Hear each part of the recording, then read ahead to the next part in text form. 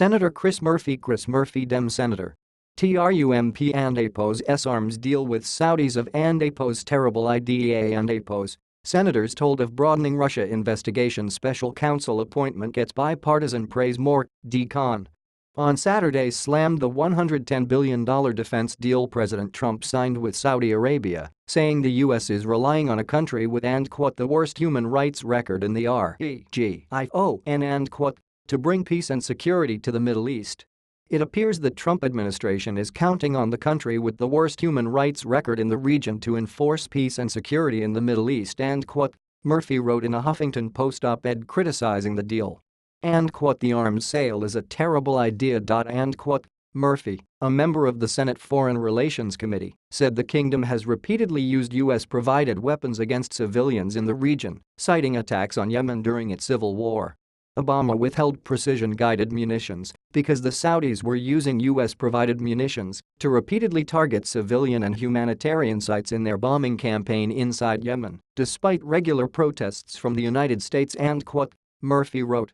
By selling the Saudis these precision-guided weapons, more not fewer civilians will be killed because it is Saudi Arabia's strategy to starve Yemenis to death to increase their own leverage at the negotiating table.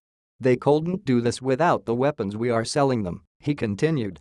Murphy said more Yemenis have since been radicalized and blamed the U.S. for Saudi Arabia's attacks. He also argued that the weapons would not be used against intended targets like the Islamic State in Iraq and Syria, ISIS, and al-Qaeda. The Saudis' obsession with Iran and the proxy wars, like Yemen, that flow from this obsession mean that they have little bandwidth to go after extremist groups, he wrote, claiming that even if Trump does try to put pressure on the Saudis, they will likely not concede because they are already getting everything they could ever want militarily from the United States.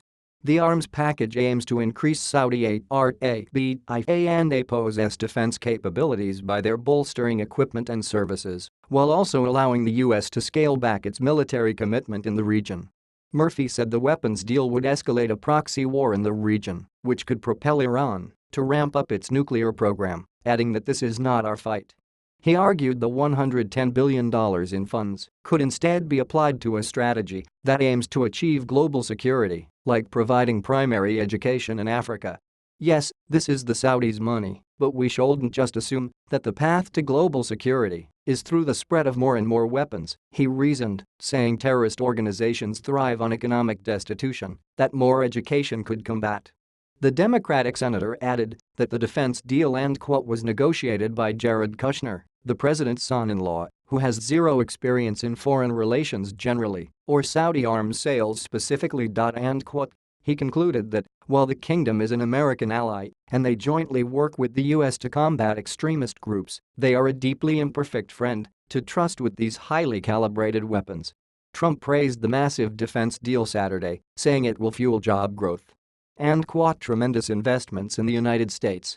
Hundreds of billions of dollars of investments into the United States and jobs, Trump said, referring to the defense deal, according to a White House pool report.